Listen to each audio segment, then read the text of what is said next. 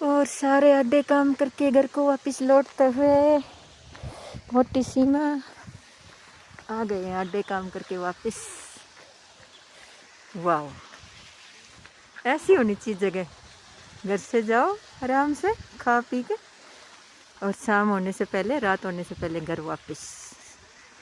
वाह, और पूरे रास्ते सुंदर सुंदर नज़ारे देखते जाओ, देखते देखते आओ।